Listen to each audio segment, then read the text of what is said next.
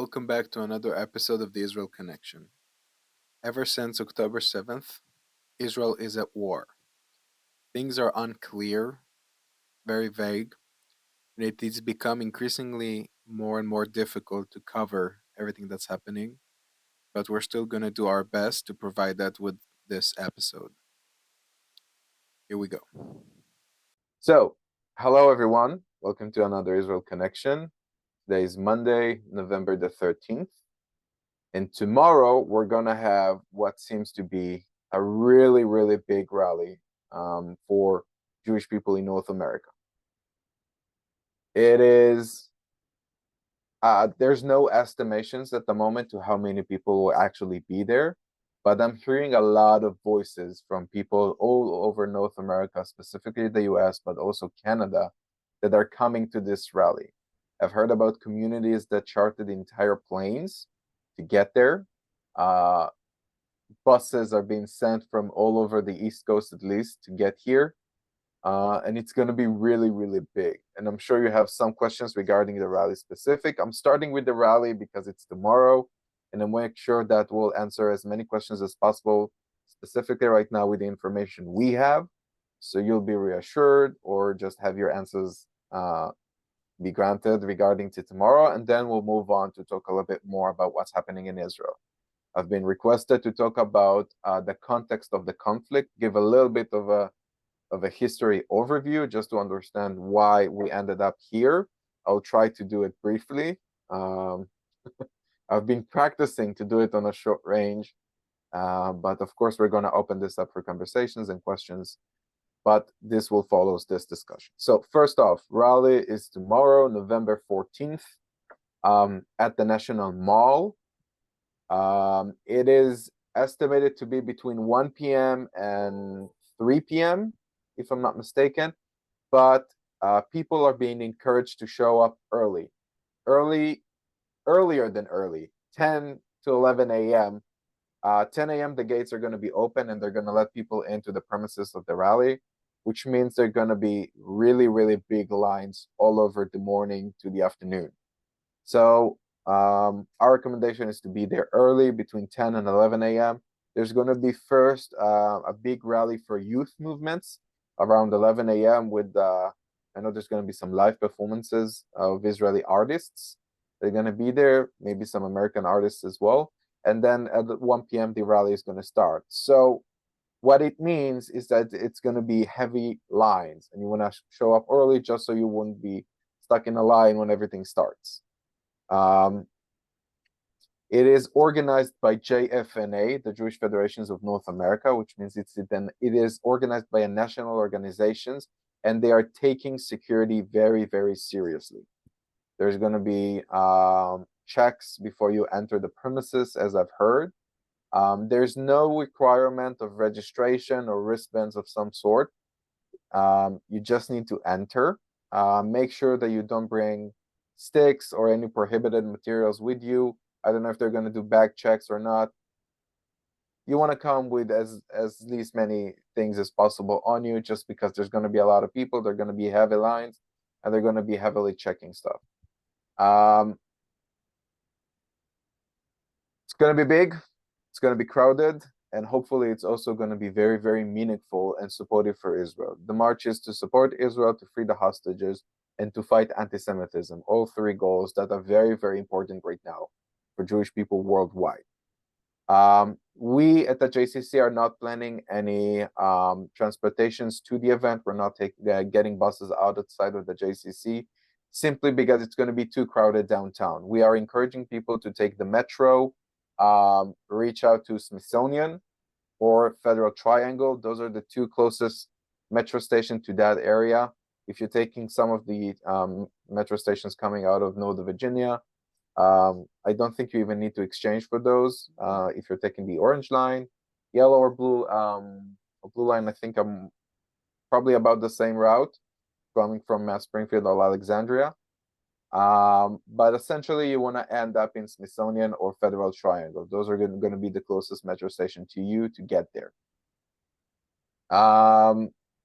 From my understanding, there's going to be heavy security in the premises around the area, which means that if there are going to be incidents, if there are going to be counter protests, they're probably going to be around the metro stations. So there's no need to be discouraged from going there. There's no need discouraged to feel afraid to be there. You do need to be aware. You do need to be aware of your surroundings. You do need to be aware of something that looks suspicious. And just keep an eye. Keep an eye, make sure that you observe the surroundings.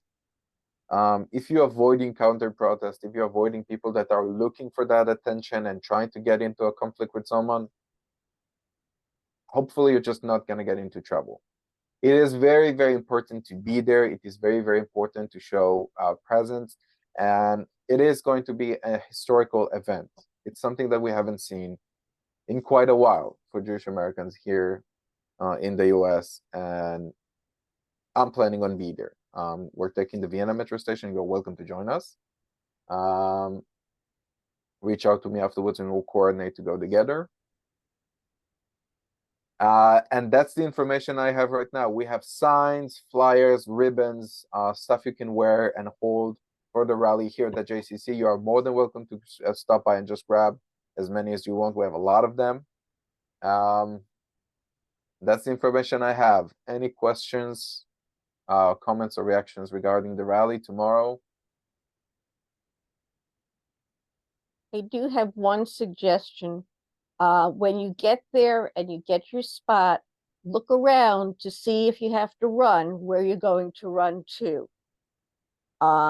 Unfortunately, I mean, that's what they're teaching now is run, hide, attack. So I recommend that you get your bearings where you are, where the safest place for you to go in case something happens.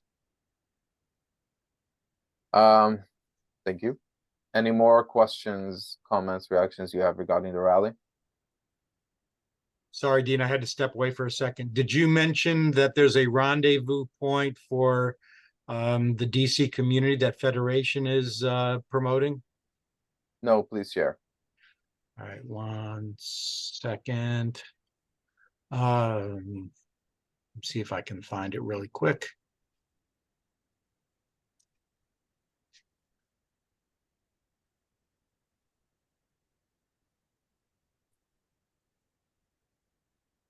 Yeah, okay, so let's see. Meet in front of the Smithsonian National Museum of American History, south side, closest to the mall on Madison Drive Northwest. And they are trying to get people to gather there between 11 and 12, and then moving together through security. So that's outside security, and then they would move together through security. If you have registered with Federation, you will be getting on their emails where they will be pushing out other information about where people are gathering or how they can be helpful. So even though registration is not required, if you do go to their website, and we have links to that on all of our communication, then you will get looped into all of that communication. But I think it would be great if we can gather as much as possible as a greater DC community. And again, what time and place? It's between 11 and 12, and it is at the Smithsonian National Museum of American History on the south side, closest to the mall on Madison Drive. Perfect. Okay. All right, that's where we're planning on being then, probably around 11 a.m. Perfect. Thank you. Cool. So if we don't have any more comments, questions, or reactions regarding to the rally, we'll move on to the next thing. And it is trying to give a little bit of context to the conflict. So I actually have been doing that for quite a while now. I've been doing that with teens. I've wrote an article about this that I put on my monthly newsletter. And it is to try and bring that context without going into deep too much to all the details of the Israeli-Palestinian conflict, but still allows you to understand why have we ended up here today. I know Paula requested it, so this is also for your questions. And the starting point in this one, and it's always going to be the starting point whenever we are going to be asked, why is Israel so important? Why the hustle? Why is it such an important country that it's worth the conflict? It is worth all the battles. And my personal answer to this one is because Israel is our ancestral home. Jewish people are native to Israel, and that also counters a lot of misinformation regarding to trying to emphasize the Israelis as white colonialists that came and conquered the land. Jewish people are native to the land. Jewish people originated from Israel. But the Middle East, as the Middle East goes, is always going to be shifting. And throughout the year, throughout the past 2,500 years, even 3,000 years, there's always been the same movement. Empire rises, it conquers the land, and it exiles the people. That's what they do. The Roman did this, the Greek did this, the Turks did this, Babylonian, Assyrian, all of them. Each one of them used the same pattern. They rule over Israel. Specifically, Israel is a very, very strategic point in the Middle East because it's the only land bridge between the continent of Africa and the continent of Asia. It is a very, very high vantage point to anybody who rules the Middle East, and it's always been the case. They came, they conquered Israel, and they exiled the people, dispersed them all over the empire's territory, trying to disconnect the people from their land, to disconnect them from their ancestral connection. And they didn't do this just for the Jewish people. They did it for everybody who lived everywhere in the Middle East. This was the pattern. This was the tactics that a lot of empire uses. For us specifically, from the Jewish point, we recognize this as the first and the second exile, where diaspora Jews were created. The first one was 2,700 years ago, with the Babylonian exile, created some of the most prominent Jewish communities all over the world, the Iraqi Jewish community, Ethiopian Jewish community, and some of the European Jewish communities as part of those. And the second exile followed afterwards with the Roman Empire that created more Jewish communities rather than Jewish presence in Israel, which by then was known as the Kingdom of Judea, which the verb Jew originated from Judea. And that's what led up to the passing few centuries, is the fact that we have a lot of people, a lot of Jewish people living abroad, living in Jewish communities in the diaspora, in Europe, in Arabic countries, in Asia, followed by North America as well, and South America. But they were never safe. They were always prosecuted. And we know very, very well the history of the Jewish people in all of those areas, whether it's in Europe with Kristallnacht, followed by the Holocaust, or in Arabic countries with the Fahud and riots against Jewish people in a lot of them. All of those have made it very clear that the Jewish people need a safe place, need a home, need a country. And therefore the establishment of the Zionist movement. The Zionist movement's goal was to establish a national home for the Jewish people. 1948, right after the Holocaust, we know about the UN resolution. The UN resolution was to establish two states in the land of Israel, one for the Jewish people and one for the Arabic Muslim people there. It was supposed to be an Arab country, not necessarily defined by Muslims or other religions, but Arabic culture. And after that resolution, the Jewish people has accepted that resolution and established the Jewish state, Israel, but the Arab people didn't. Egypt, Jordan, and the Arab people that lived in those territories decided to attack Israel instead of establishing an Arabic state. We addressed it as the War of Independence in 1948. A lot of nowadays identified as Palestinians recognize this as the Nakba. Nakba in Arabic means, I think, catastrophe. Catastrophe. Thank you. I was missing the word. Nakba means catastrophe. And it's because eventually the 1948 war led to the establishment of the Jewish state. and not the establishment of the Arabic countries. And that's why it's called the catastrophe. In 1948, when those two countries were established, the West Bank, as we know nowadays, was occupied by Jordan, and Gaza was occupied by Egypt. The Golan Heights was occupied by Syria. But all of those areas that were designated to eventually become the Arabic states, each of one of them was occupied by another Arabic country.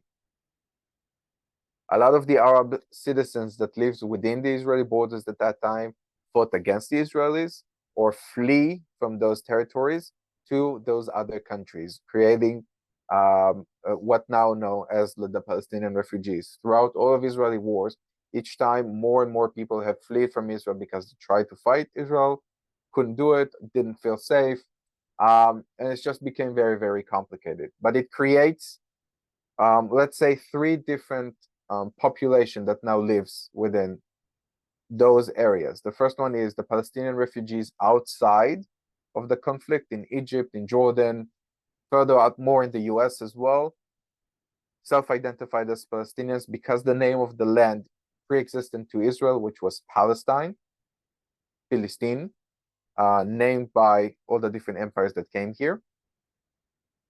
You have people who live in the West Bank and Gaza that identify as Palestinians, but each one of them is a different situation.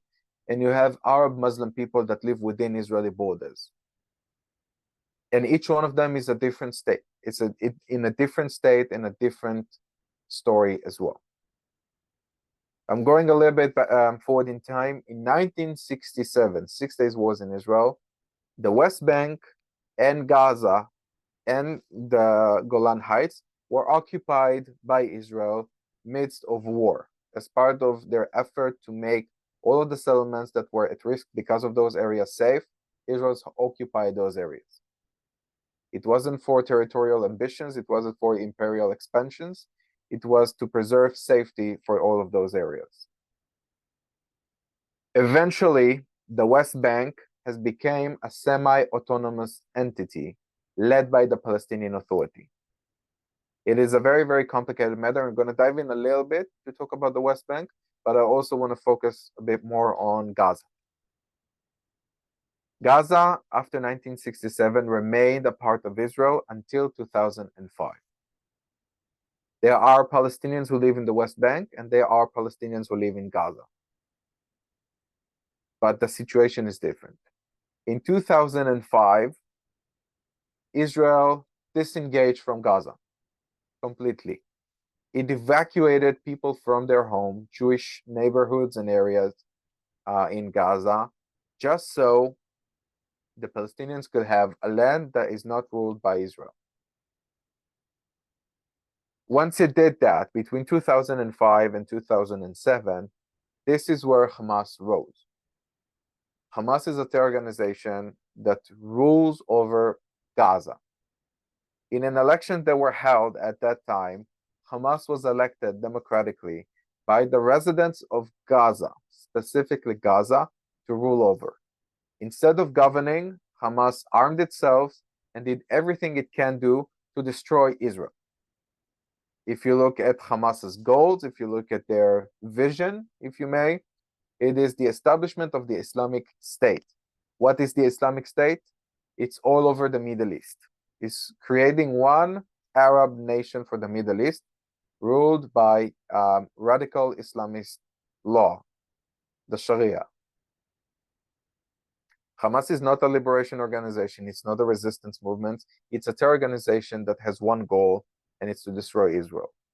And when you hear the chant from the river to the sea, what it actually means is kill all the Jews, kill all the Israelis, destroy Israel. What free Palestine means, destroy Israel, because Gaza is free of Israel. Gaza is ruled by Hamas. The West Bank, in a different situation, is ruled by the majority of it by the Palestinian Authority. Free Palestine means destroy Israel. But unfortunately, a lot of people here don't understand that chant. They think that it is some unfortunate occupied territories that we just need to let them go and then they will be free. That's not the situation. Now, I do wanted to dive in and talk a little bit more specifically about the West Bank, because in the West Bank is where we saw the majority of efforts in the past to try and bridge over this solution of two states, right? The first attempt was by the UN resolution to establish two states. It was denied by the Arab people that decided to attack Israelis instead, Jewish people instead. After that, we had a few more attempts. Each one of them addressed from a different perspective, try to get to another compromise, all of them under the same effort to try and establish a two-state solution. But it was always never made into resolution. And each one of them has different reasons. One, because the timing wasn't right. One, because there wasn't the right leaders in it. Another one is because, Rabin was murdered. Each one of them has a different reason why it eventually didn't held. But I think, and this is my perspective as an Israeli, there wasn't a legitimate effort from both sides to try and reach that compromise.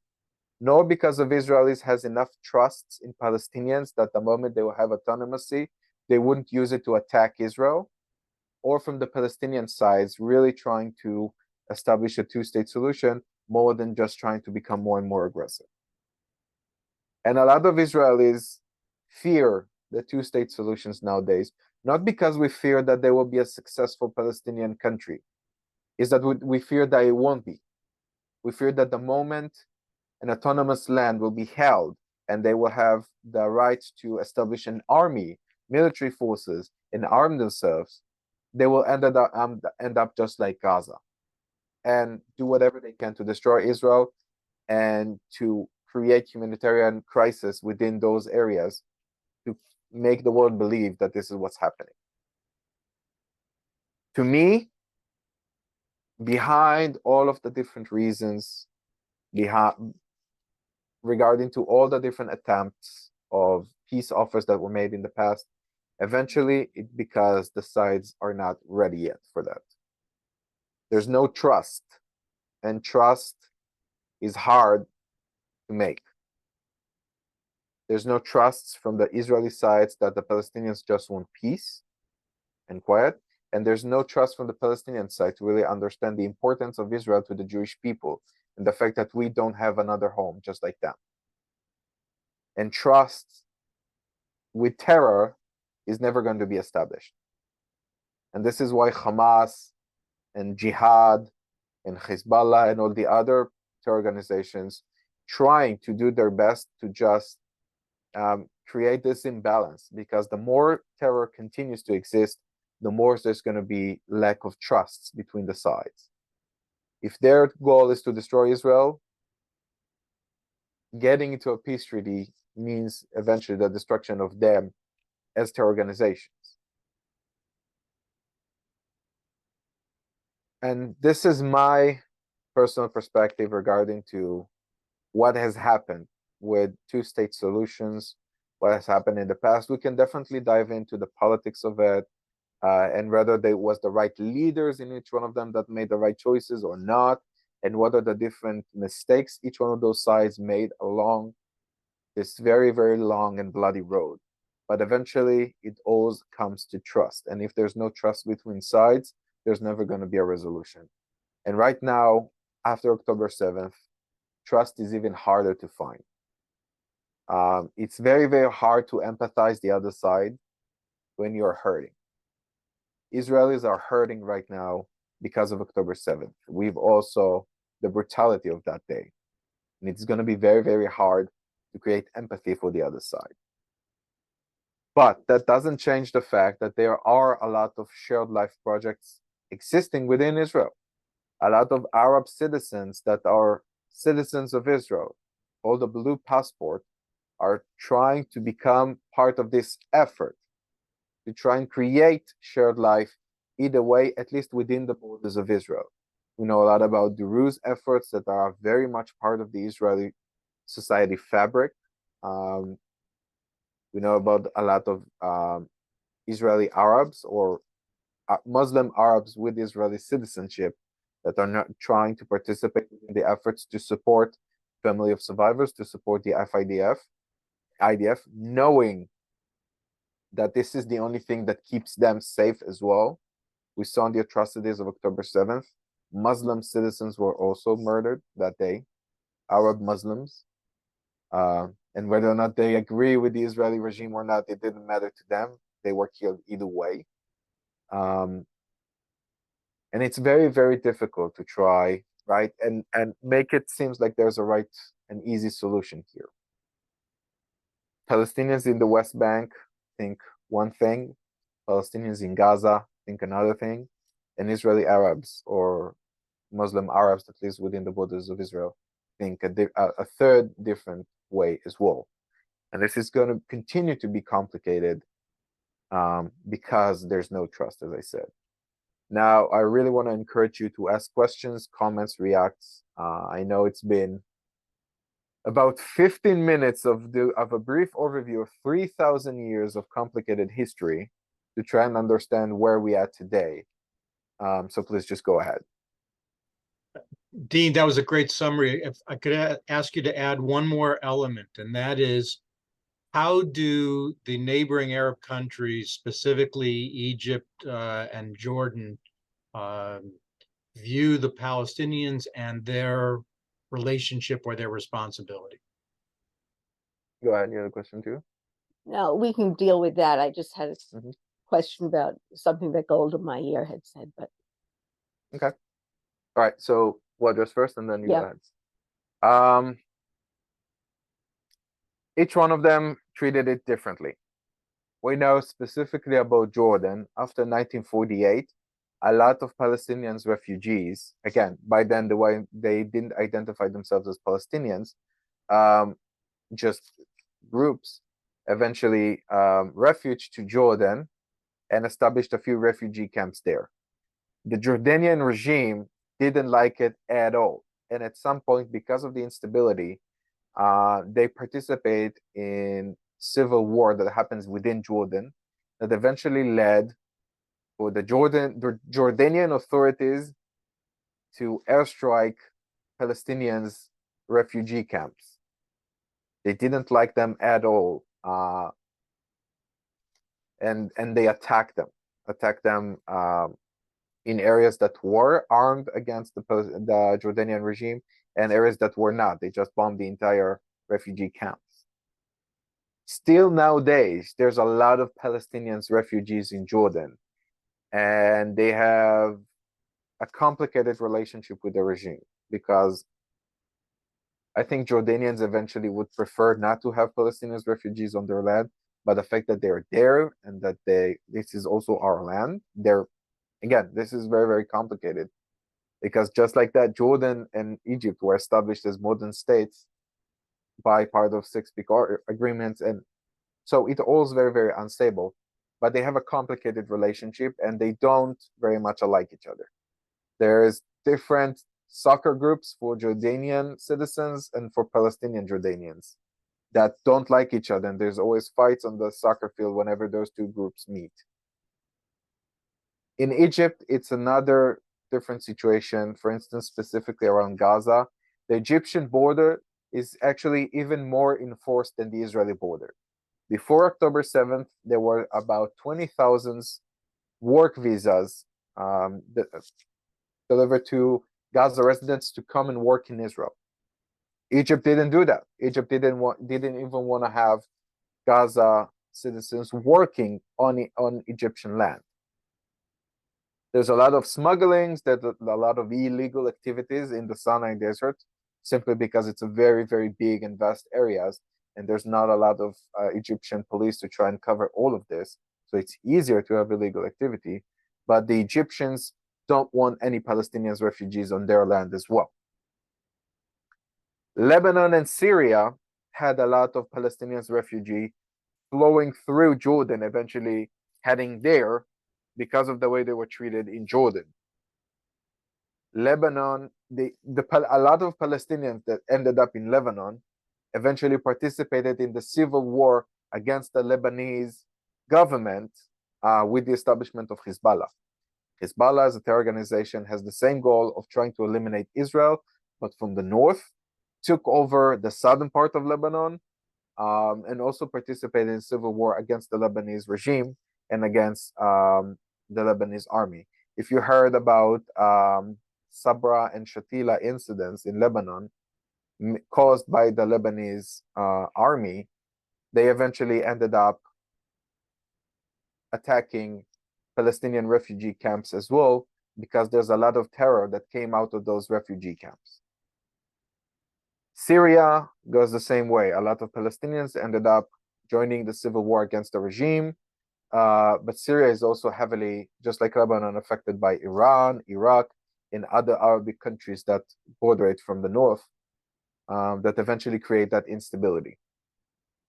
Eventually, the pattern that we can see here is that whenever you see poverty, whenever you see refugee camps with all of the hardships that it is to be there, also you can find terror.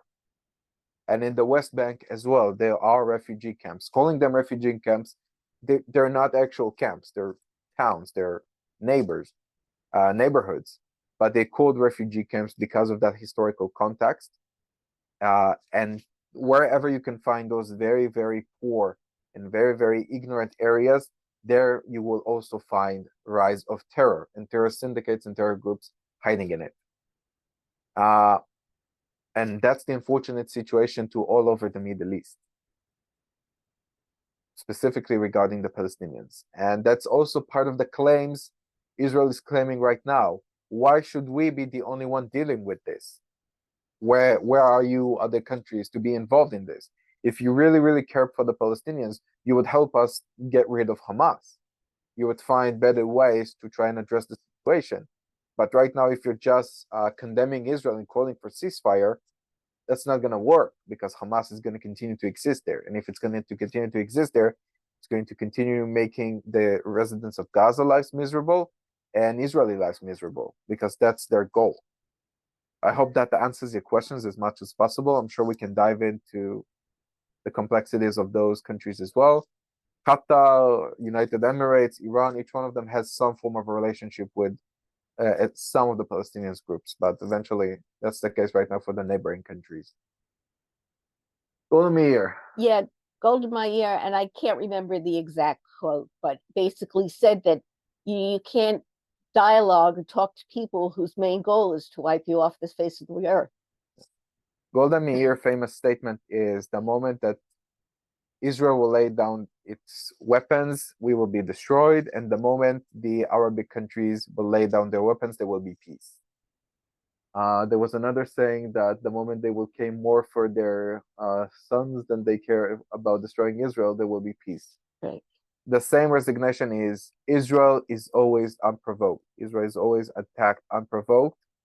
While we just try to live our lives, they just try to destroy us. This is the view that existed for many, many different reasons. We see it today as well. Hamas attacked Israel unprovoked simply because it doesn't want Israel to exist. If you want to talk about mistakes that Israeli government made in the past, there's a lot of them. If we're going to talk about whether or not there is discrimination in Israel against Arabic citizens, or Israel is a perfect country, it is not. But essentially, terror does not need a reason to be dealt with. And terror will continue to try and destroy Israel as it is, no matter if it is a perfect country or it isn't, simply because it doesn't agree that Israel should continue to exist and that the Jewish people should have a home. More questions, comments, or reactions you have, please go ahead.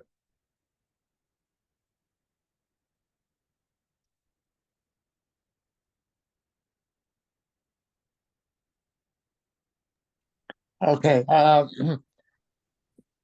Dean, and to the rest of the group. I will occasionally listen to parts of Fareed Sakari. He comes on CNN on Sundays from 10, and then it's repeated at 1, and he writes a column in the Post. He's probably a little left of center on the political spectrum in the U.S.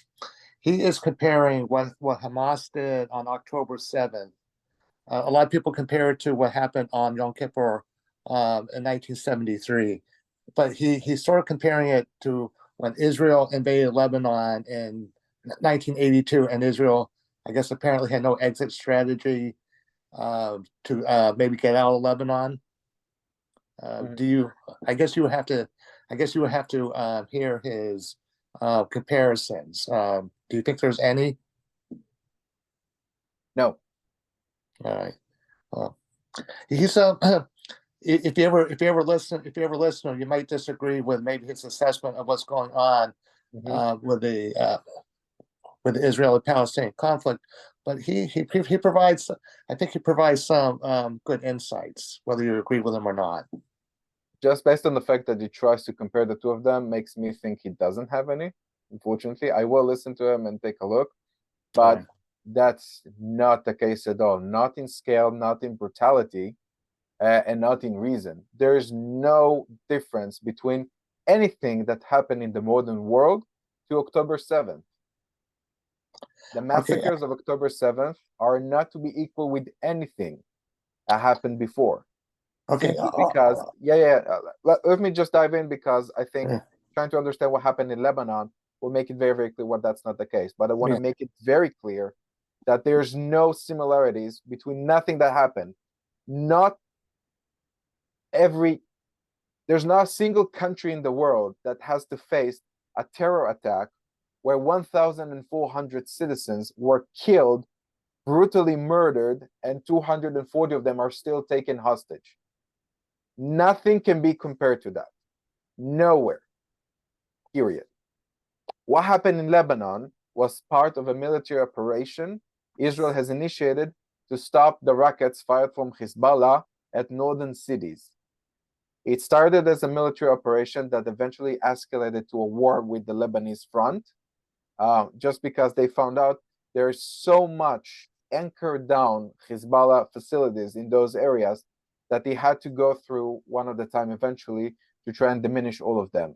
Eventually led up to the creation of the security strip, as we called it, which was the strip between the northern Israeli border and the southern Lebanese border.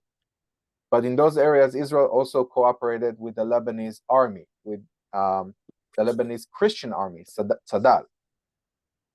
Tzadal eventually did what we look at when we see about Sabra and Shatila, which was eventually creating curfews on refugee camps, and wherever they didn't curfew, they just started shooting people in the streets. That's what the Lebanese army did, and the claim against Israel is that the IDF knew about it and didn't do anything to stop that. What's happening in Lebanese ground by the Lebanese army. If you want to make a claim that Israel could do more to stop this, 100%, and we can have conversation about that as well, whether that's true or not, and whether it was the IDF even responsibility to be involved in this. This is an unfortunate situation. This is a really, really bad thing that happened, but Israel is not the one to be blamed for that. This has nothing to do with this. Israel attacked Lebanon because Lebanon fired missiles at Israel. In October 7th, Hamas attacked Israel to kill citizens and abduct citizens back to the strip. That is the only thing that happened. Israel has been dealing with Hamas for 20 years now in the Gaza Strip, and Hamas has been firing missiles over Israel for 20 years. I grew up in Beersheba. The first missile Hamas shot at Beersheba, I was 11 years old at that time. Okay, This, my second question, sort of a two-part question. Do you read Al Jazeera? Are they critical?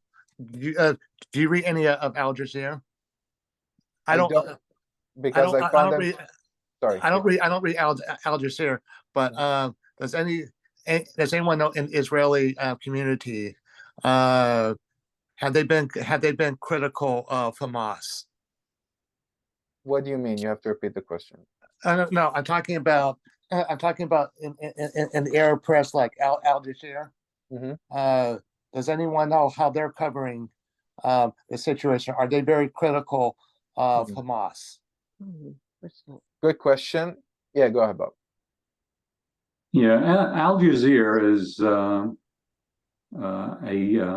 outlet, from the I forget which emirate or which supports it. And no, they've been uncritical of Hamas, or they make false equivalents. If Israel responded to Hamas, then it's a war crime that what Israel has done, and Hamas has just been defending itself against occupiers. It's not really a fair, unbiased news report. So I don't think anyone expects it to be. If I'm watching one of their broadcasts, I'm thinking, propaganda channel. In terms of what you said before about Lebanon, it was really the PLO that was firing missiles at Israel, from their camps in Lebanon. And this was before Hezbollah, was established. And it was very unfortunate, what happened in those camps. They wanted to, Israel, one of the mistakes, Israel made, was trusting these Christian militias. And turns out they were pretty murderous. But this is like the neighborhood that we're in. We're in pretty murderous neighborhood. It's completely unfair. They come in, Hamas comes in and murders 1,400 people, basically goes door to door, tries to execute them. These are mostly unarmed people, and this was their aim. And it was planned, over a year in advance. So it wasn't anything that Israel has done recently, with the Netanyahu government or whatever, they're planning on saying. They come in, and Israel very rightly, retaliates. They knew that Israel would retaliate. And their motto is, woe is me. Look at what, they're doing to us. They're bombing us. And it's just a fire hose of propaganda. And basically, the West, I would say, is falling for it, where they make all these false equivalents. Part of it is they don't want to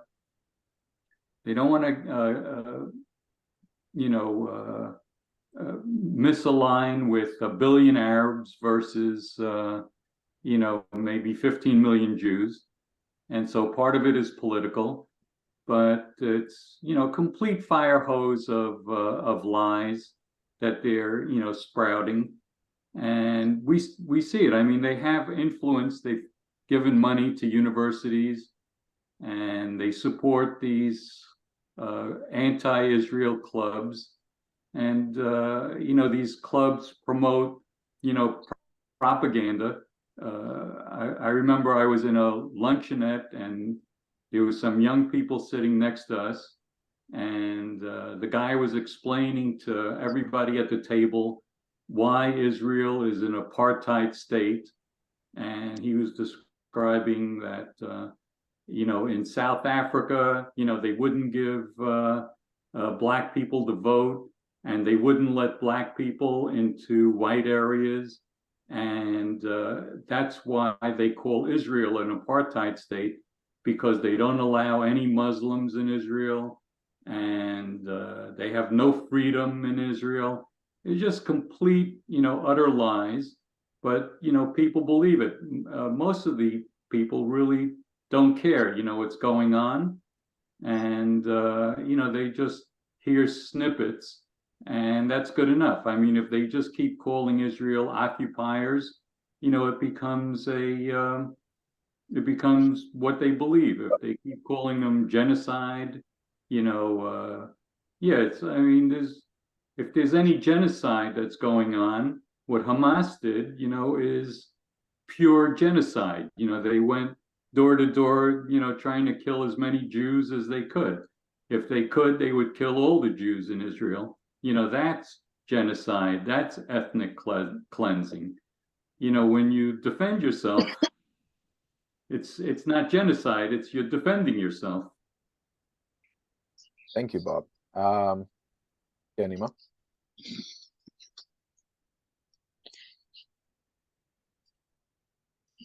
Ma? Do you want to talk? Sorry, no. That's my mom. Hi. All right. Any last questions before we conclude this Zoom? Thank you, Bob, for your comment as well. I appreciate it. Hi, Dean. I just want to mention briefly what you and I exchanged a little bit of email about the fact that there's a double standard. I mean, I spent yesterday yelling at the television set where there's so much publicity for have a ceasefire, and essentially nobody mentions release the hostages. The only place that I saw a mention of release the hostages was the Pope. And even the Pope listed release the hostages after asking for a ceasefire. How about release the hostages and then talk about a ceasefire? Or release the hostages at the same time you're implementing a ceasefire. Don't forget the hostages. You're absolutely right. And the rally tomorrow, first and foremost, is to free the hostages. Afterwards is to support Israel, and afterwards is to fight anti-Semitism. I agree with you. Yanima? Did you want to talk or? Again, sorry. That's right. You're absolutely right. And then I want to scale back to the fact that tomorrow is very, very significant, and I'm definitely looking forward to seeing as many of you as possible there. It is important for us to be there. It is important for us to show presence and to be heard. And it is definitely going to be an historic event. I will remind you all again that if there's any need of resources, or if you want to see what's happening, go to our website, go to the Pozez JCC's main website, and then click on the very big square that says Stand with Israel. There's a lot of stuff that we put out there on a daily basis. We keep updating it with articles, resources, websites, initiatives, events, everything that's happening regarding to how can you support better Israel as it is right now, and keep pushing as much as possible. Unfortunately, just like you said, the world's against us. The world's never like Jews, and it's not any different now.